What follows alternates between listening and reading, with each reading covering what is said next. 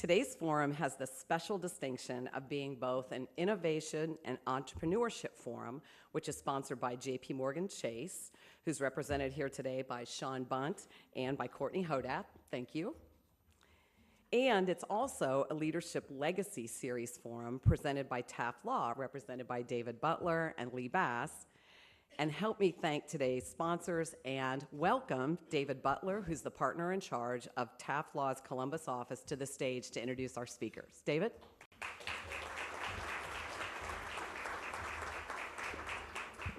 Good afternoon, everyone. Thank you, Julie.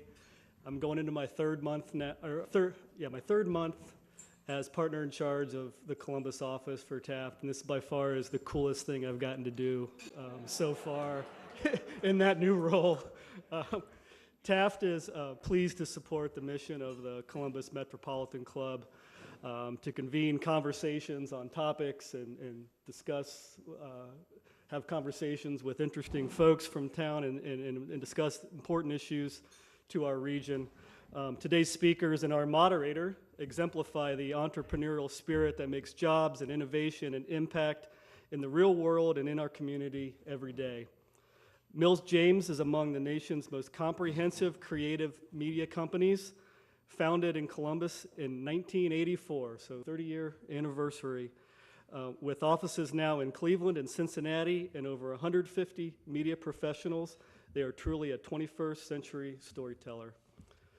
In fact, this past Saturday, Ken and Cameron were honored with the Silver Circle Award from the Ohio Valley chapter of the National Academy of Television Arts and Sciences, one of the highest honors given by the Academy. It recognizes television professionals who have performed distinguished services within the television industry for 25 years or more, and honors those who have made an enduring contribution by setting standards of excellence and giving back to the community as mentors, educators, and volunteers. Please welcome Mills James founders Ken Mills and Cameron James.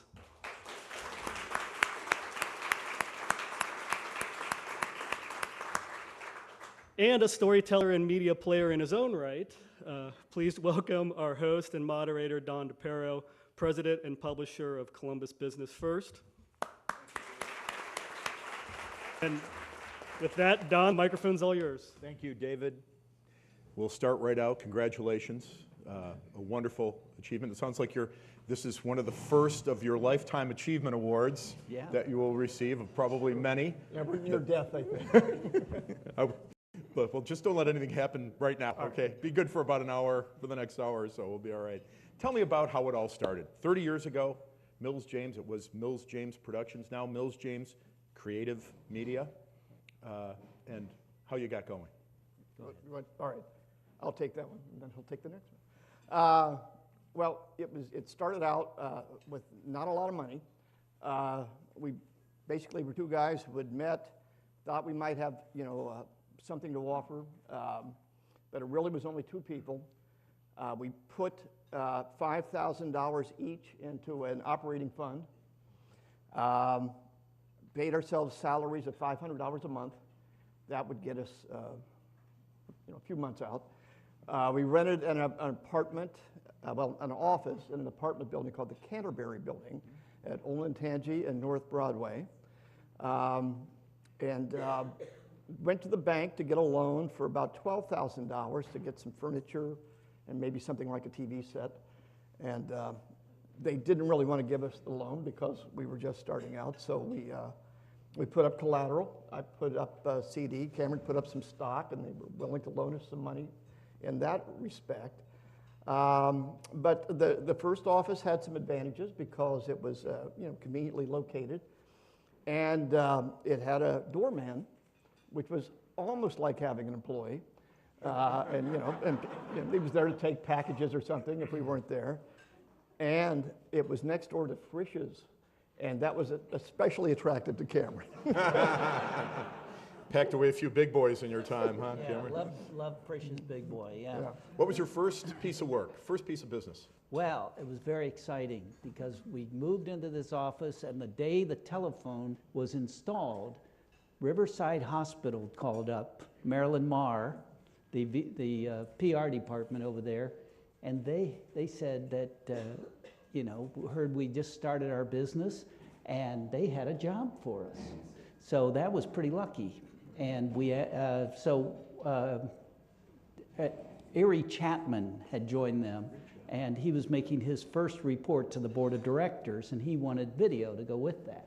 And so we got the job, and that started a very long relationship, which continues today, 30 years later. So we're very proud of that fact. And we're proud that Kara Coates from Ohio Health, the parent organization of Riverside, is with us today. Yeah. So one of our favorite clients. I think I said our favorite client when I signed the newsletter. Yeah. So, 30 years is extraordinary for any partnership. How have you two been able to maintain not only a great business relationship, but a great friendship over all of this time through the ups and downs and how many recessions, the growth and the retrenchment? We don't talk to each other. Yeah. that's the key. I've always said that the key is the fact that we're so different. He's an extrovert, I'm an introvert. Our politics are fairly far apart. There are a lot of differences, and at first I thought, well, I don't know, if we're so different, is that going to be a problem? And that turned out to be what made it work, because we frequently don't agree on issues, but when we both agree, it usually is not a bad idea, just because we tend to look at things in a different way. Do you treat it a little bit like a marriage, that your employees are like family, so when you do make an agreement or something, it's rock solid and you maintain? I think for the most part, you mentioned it's like a marriage. They always say when you've been married for a while, you begin to look alike. We've begun to dress alike, and it's really kind of weird, because we have. That is kind of weird, I have to say. Well, we have 3 sport coats that are almost identical to each other, and each on a black suit. I don't think this one. And I got a hold of him and said, "What are you going to wear today?" Because I don't know how many times we've shown up wearing basically the same thing, and it looks like we've coordinated in some fashion. It's embarrassing. How have you, go ahead, Cameron. Well, and I think the unifying, what works for us, we're both happen to be people who are driven by fear, and fear is a tremendous motivator. It sure is. We each felt responsibility to our families to be productive and to have a business that stayed in business, to make money, to manage projects well. And I think early on, Ken would be managing his project, I'd be managing mine. But we both, knew that we were going to make good decisions that resulted in outstanding work that we could do for our client, but also generated a little profit and kept us going. So Yeah, I've gotten past a lot of that fear. I sleep like a baby. I wake up every 2 hours and cry. Do you both do development? Do you each have your own clients and customers who you focus on over the years? Or do you each fall into separate roles at Mills Jones? early on, we were doing the work. You worked with Mills, you worked with James. And then you get busy and you have to transfer relationships. Everyone out here knows how difficult that is. And so today, we don't really maintain directly many relationships. And the company's probably better for that. People come in the door and they want to know if Mills and James are still alive. So Yeah, someone asked that 10 years ago. What's your motivation then? How do you stay fresh? How do you stay energized after all these years? How do you keep going? Cameron? We really, we're only here because we've been able to attract really fabulous talent, and they're the ones who stay abreast of all the current changes in technology. They're the ones who have the creativity that inspires client and helps to tell stories on behalf of the client. And so that's the answer. I don't think it's up to us. Now, Ken brings tremendous vision and leadership, I think, so he does impact a lot of that. Still today with the direction, overall direction of the company or our decor or things like that. It's all important to Ken, and I give him a lot of credit for that. What's important to you, too? Yeah. So you feed off the energy of your associates. That helps drive you along. It's a wonderful life, I get to walk around the building, and most of the time I don't have my shoes on. But there's creative conversation going on. Sometimes it sounds like fighting, but that's communication. But you're having people, trying to come up with the best solution for a client, and so that's always inspiring to me to be able to just walk around the building. I know all of our associates who are here, they get that opportunity too, or they're part of that conversation. And so that is just great to be part of that. That and the craft service table. Yeah. You could talk about that. No, there's an automatic 10-pound weight gain, I think, when you start the company. But he's right. It's fascinating to take someone on a kind of a tour and just walk around and see all the different things that are going on. Most of the time, again, we don't know that much about it. But on lottery days, where they do the cash explosion show, you've got this live audience coming in, and tens of thousands of dollars being given away, and these people just all excited about it. That's got its own level of energy. And then you'll go somewhere else, and there'll be maybe a news feed of some kind going on in one of the studios, or you're doing a training project for Victoria's Secret or Safelite or any of the Ohio Health, any of the big names around town, and other clients whom I should mention are sitting at that table there, whose names I'm probably not getting to, but it's fascinating. Mm-hmm. And then there are just so many talented people, so much more talented and smarter than we are. And I've always said, in my case, that's not that hard. You've seen tremendous technological, easy for me to say, technological changes in your industry. Incredible, from what cameras look like and studio cameras, what they cost. How has that impacted the business? How have you tried to stay ahead of the curve with technology? At some level, the employees force that on us. There's a certain part of the job where the employees judge themselves by the tools they're given, and if we aren't giving them kind of the latest tools, they get cranky, and so they help at some level. But that's also can be a problem too, because the world is changing, and a lot of user-generated video has changed how what the concept is of quality, and we have to rethink a lot of things today, just as the newspaper business has to rethink a lot of things today. Yeah. And you're looking at two guys who, as kids, we both have stories about dreaming of ever getting inside a television studio, making cameras out of cardboard boxes and things like that, And so the technology, now what could only have been done at one point on the coast, New York, LA, and things, we have access to that, and so taking advantage of the great technological change throughout our company's history has allowed us to continue to embrace and do things that just couldn't be done here before. I remember when you wanted to get a client's name to fly out at the end of a commercial. This was a 6 weeks animation project that we went to Detroit or Chicago for, okay? Of course, now we push a switch or a button and everything happens, so. What's the largest single event that you've produced in your 30 years? Well, probably this United Nations event, which that's true. You want to talk about that one? Okay, we did.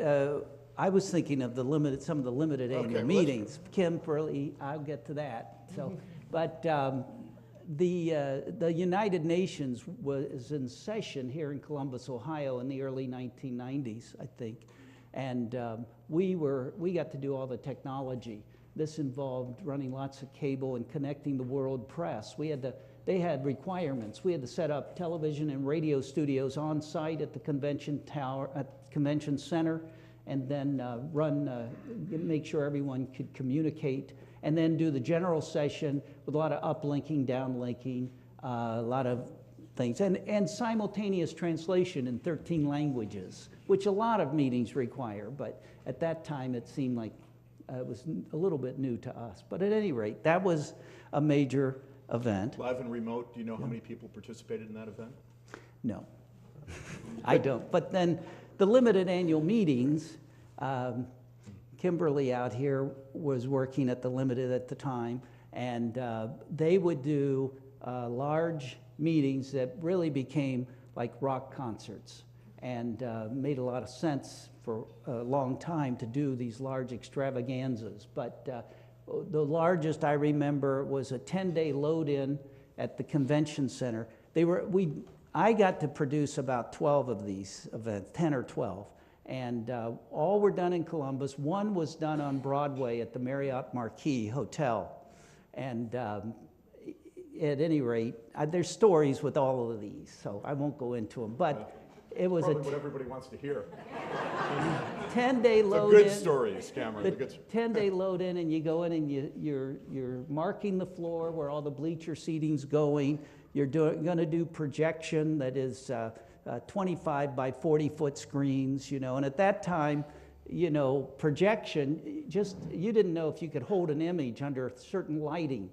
We sent one guy to Maryland to look at the projector, and he calls up and he says, it's going to be great. He says, they opened the garage door, you could still see the image, you know. Okay, so because many years ago, you had to have it really pitch black in the room to hold your image and things. So at any rate, 8,000 people, and there's multiple. There were press sessions we had to work on. There was breakfast with the president, a lot of good times, great memories. I've slept in every hotel ballroom in Columbus because you get done rehearsing at 3 in the morning, you got to be back there at 6, so you just sleep backstage, you know. Sometimes you forget when you're going home and you go Yeah. there. Yeah. Well, you have produced our commercial developers Power Breakfast Yeah. at Business First for 18 years now, since we Yeah. started it. Our corporate caring event, Yeah. which you also sponsor, almost that long.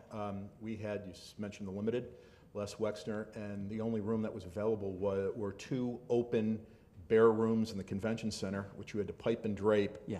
And Mr. Wexner is a fairly soft-spoken guy, and you could hear a pin drop in that room. 1,500 people, and you could hear a pin drop in that room. So it was great work, and you did a great job, and it was a fun event for us, tremendous event. I have to ask, over all these years, everything, what was the most embarrassing moment at one of your events? I didn't prepare them for this, but I told them I was going to zing them once or twice. Got to be a couple of things that have happened over the years. Do you remember? Do you? You know, I try to put the bad things out of my memory, but this wasn't embarrassing for us, but Cameron made me think when he talked about having to do things in different languages. Years ago, I can't remember the former CEOs of Borden. Kendall, well. Yeah, but Borden closed down their operations worldwide to kind of rethink the organization. And they had people flying in from all over the world into Cincinnati for this event. And they had to figure out how to communicate with signs in different languages and everything. But you had some people from remote villages somewhere, God knows where, who weren't used to being in the cities. And there were stories of, you know, naked people walking around the hotel hallways, you know. Because they would do what they did in their village. They would go back to the room, take off their clothes, wash it out, leave it, and they'd go back out. We had, that's at that event, well, some people. Wasn't what I expected, honestly. That wasn't, some people. you know, a light burst in the middle of a vent, and you know, or something like that. But not exactly naked people walking around the Hyatt. That wasn't what I expected. Some people had never been on a plane before who were attending. Some people were just spending their time riding the escalator because they. That's right. Yeah. So that's not so embarrassing That was necessarily. our crew. You're entrepreneurs and have been entrepreneurs for 30 years through a lot of good times and some not so good times. If we have any budding entrepreneurs in the audience or people maybe in a second career would like to start one of their own gigs, what advice do you have for them? I always say that I spent, you know, the first 20 years of my life trying to learn the craft, and then the last 30 trying to figure out how to run a business. I mean, neither one of us have any formal business training. It was all on-the-job training, and it still is. I mean, every day there is so much to learn. And And you find yourself all of a sudden thinking about, HR issues from a legal standpoint and financial issues and all kinds of things that you never had to think about before. I'm very pleased that a couple of our lawyers are here at this. We need them more than ever. So it's just a constant learning experience. I don't know if you have any additional. I would say get experience. We each had about 15 years of production experience before we started our business. And then ask advice, because everybody will be glad to help you. I mean, this has been my experience. You're looking at two guys who've been very blessed, and I just can't tell you the number of, not formal mentors, but the people who were willing to help me take my phone calls, to take a meeting with me and things like that. And everyone has always given us encouragement. And I think that it's part of being here in the Midwest in Columbus. But I recommend that if you're going to start your business and get experience. I used to tell my children, I said, go learn on someone else's dime. So But one thing now they're learning on my dime. I'd like to piggyback that quick. One of the things I found very helpful a number of years ago is we created our own peer group.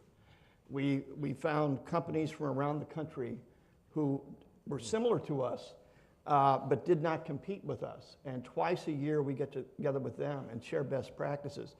And people who are in the same business really can relate to the issues you're dealing with, and that's been very helpful. And still do to this day. Yeah.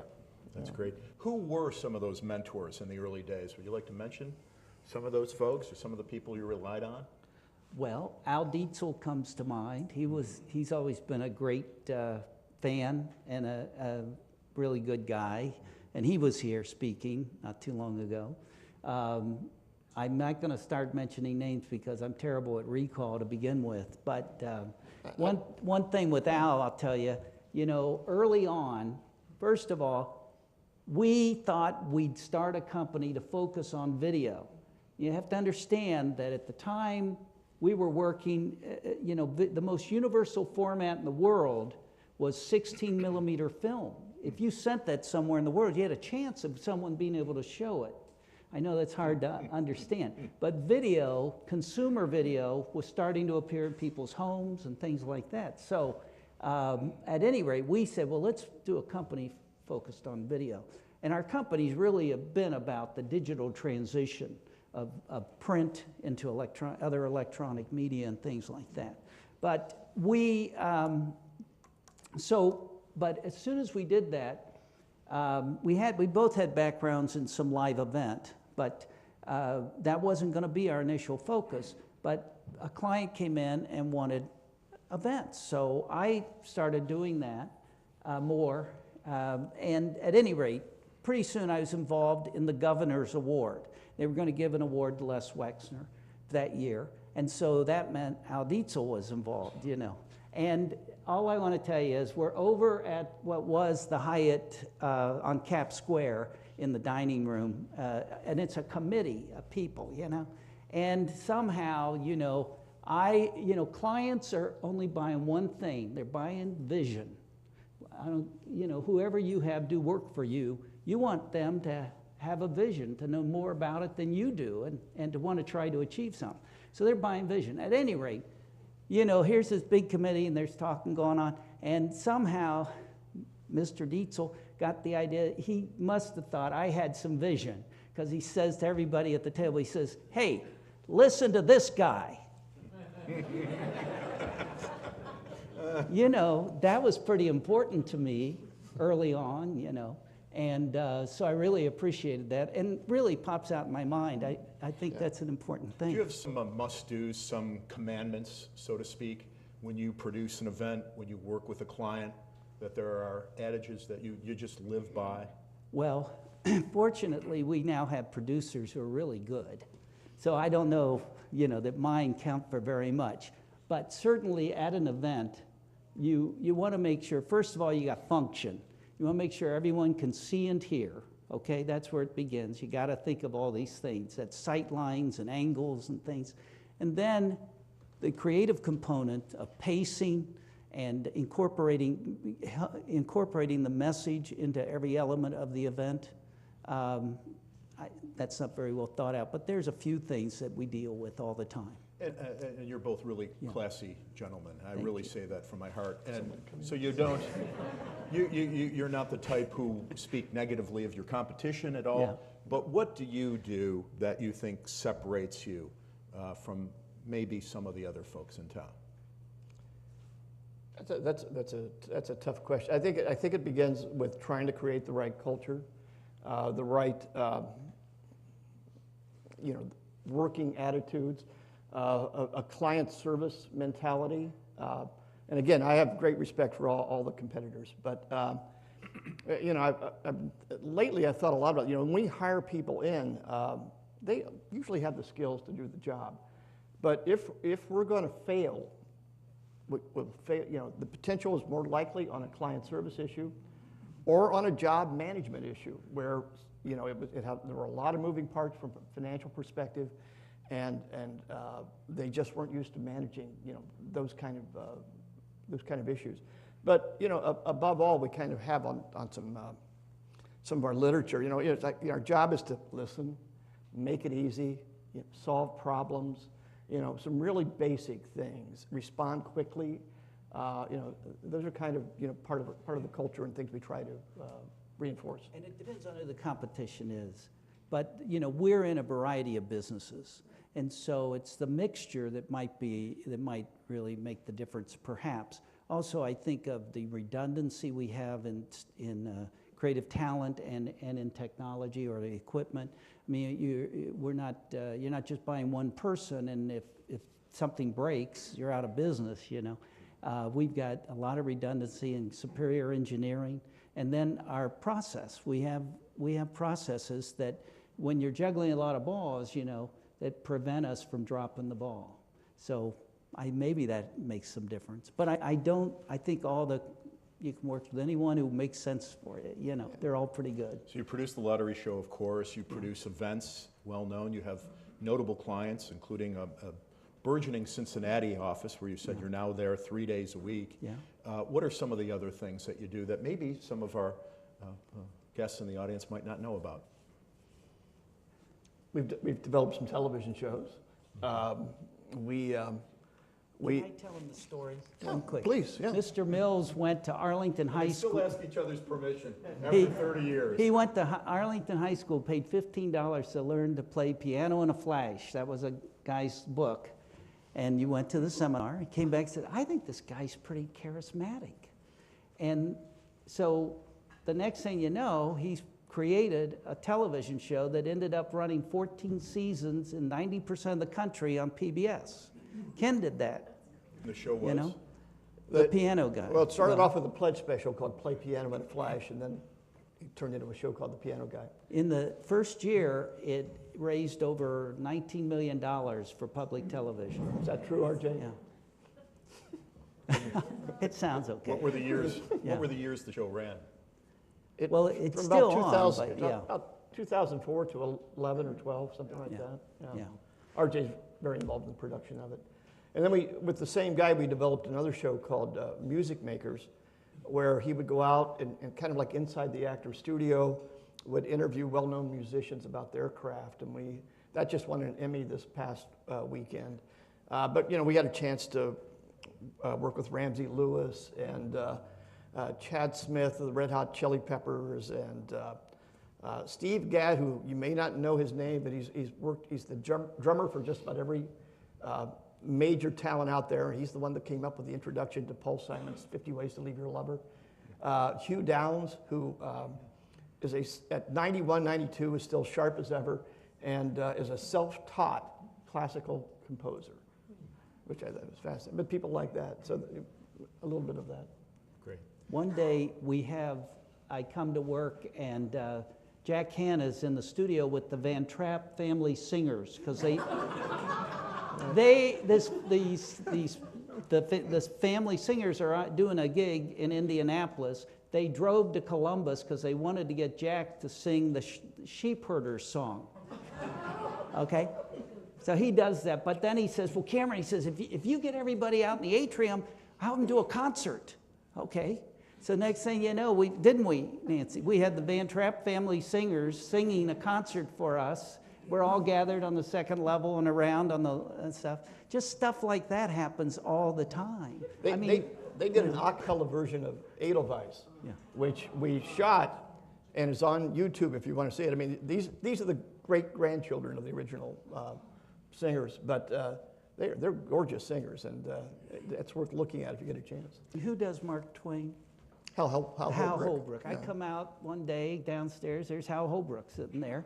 He was going to do, his daughter was going to Ohio State, or maybe she taught there, I forget, but he needed to do some recording, so he was going to use our studio.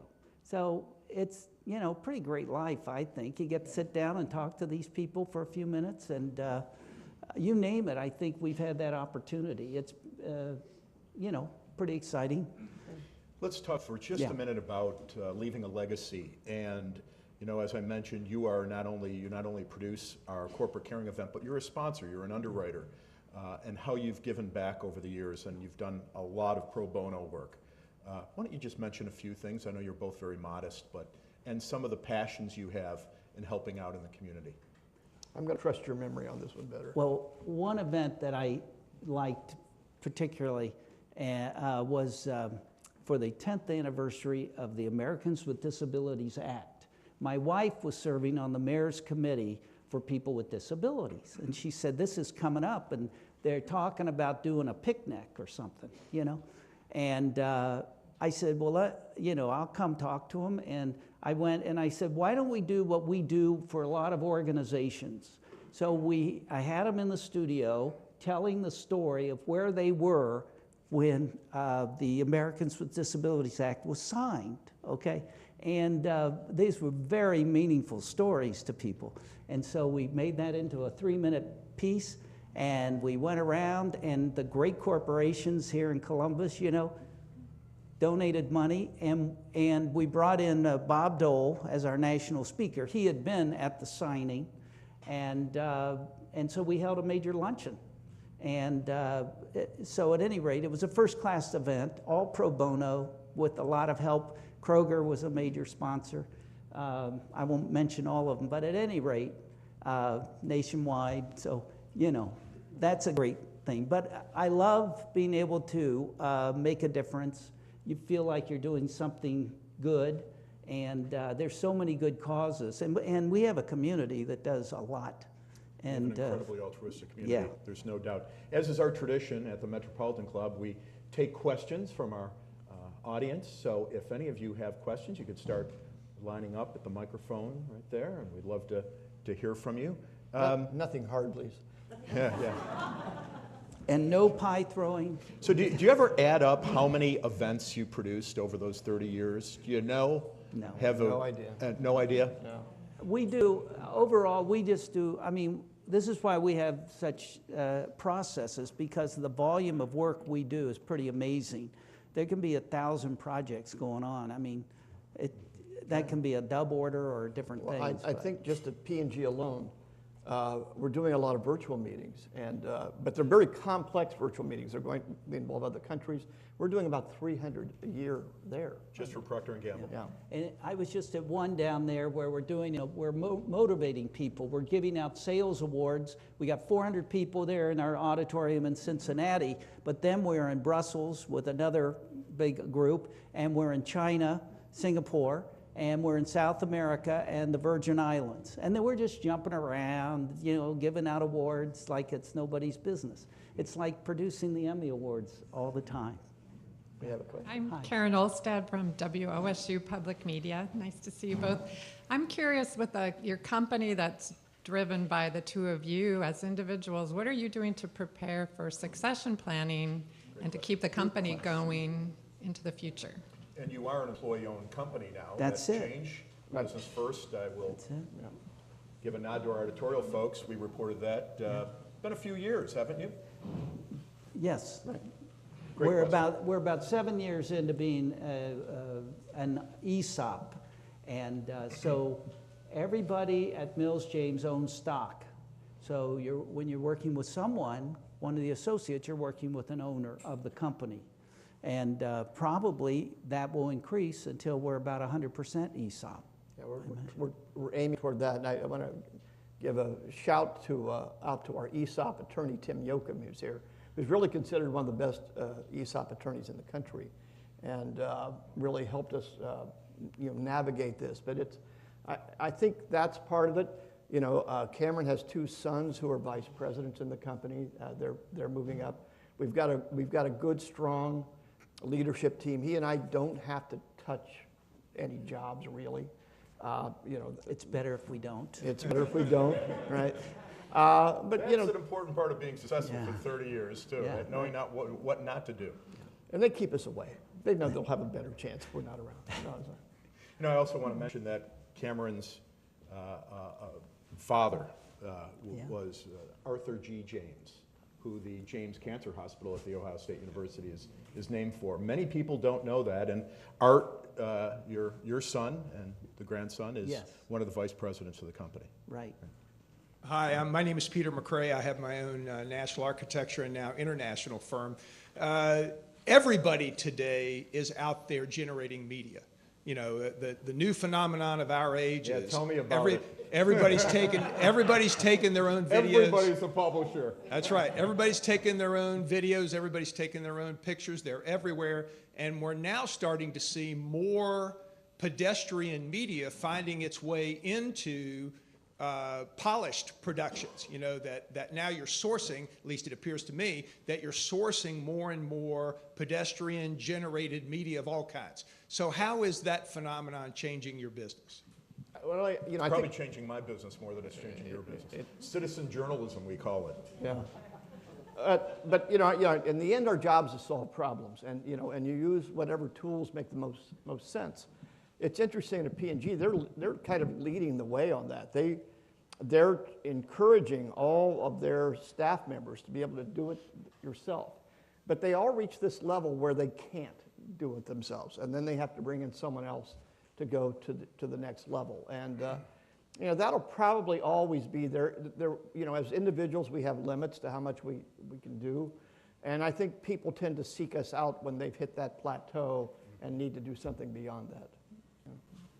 And with Procter & Gamble, it's an outsourcing contract, so rather than them having that total ability in-house, they outsource that to us because that's not their core competency.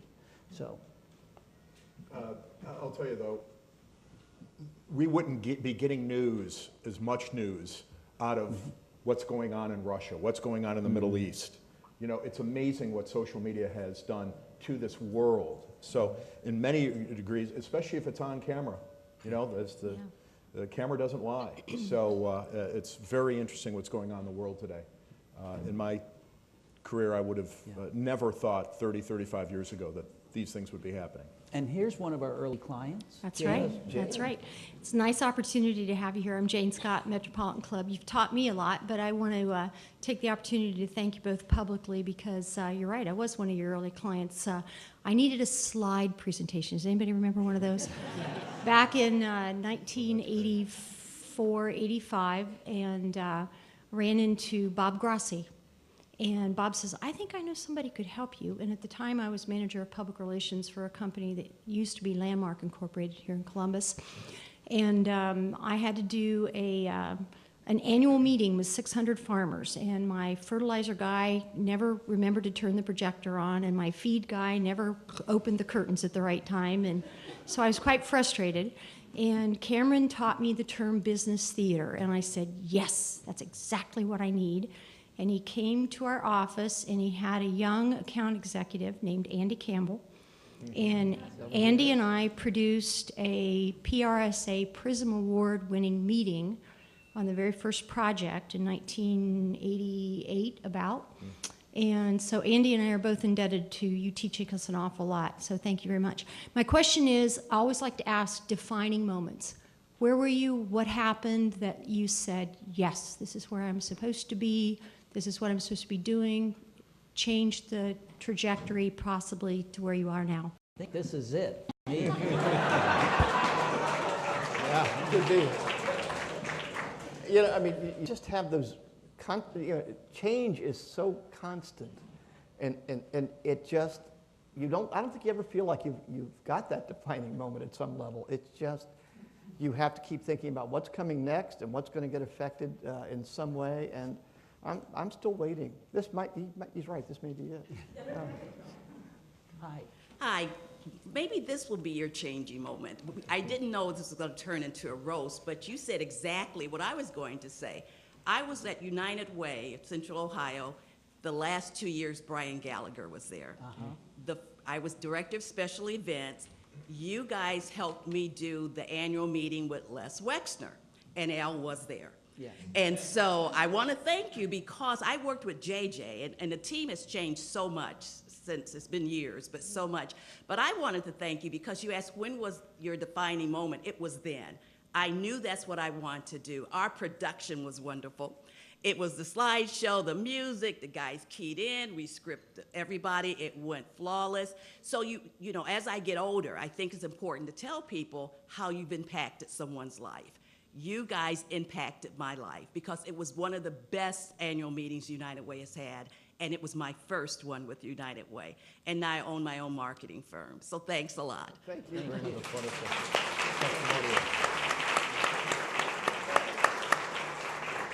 Thank you for, that's a question worth asking. You have tremendous talent at Mills James, and you've had a lot of tremendous talent kind of come and go over the years. How do you keep hiring good people? How do you identify talent? I think we're somewhat fortunate in that it's a little bit of a buyer's market. There's so many people who want to get into this business, who enjoy it. We're fortunate that there's a lot of people to talk to who are very, very talented. And we're also fortunate in that people are willing to come in and into a training situation, either as an intern or we have a program called Pre-Pro, which is for recent college graduates. And you get a chance to test them out, see how well they're doing, and you find an awful lot of talent that way. And I just want to add, I think it's the HR professionals that we've been associated with, like Mary out here. So. Mary Rockenstein from Donato's used to be our HR person. Yeah. So. Well, as we mentioned, it's your 30th anniversary. We published a 30th anniversary supplement for Mills James in Business First just a week or two ago. Yeah. Fabulous. We share that anniversary. Yours was in May. On September 19th, Business First will be publishing for 30 years here in Central Ohio. Thank you for being great partners. Thank you for your wisdom and all the wonderful people who've come through the ranks of Mills James over the years. We're better off because of Mills James in our community. Cameron and Ken, thank you also very much. Thanks for being with us. Thank you.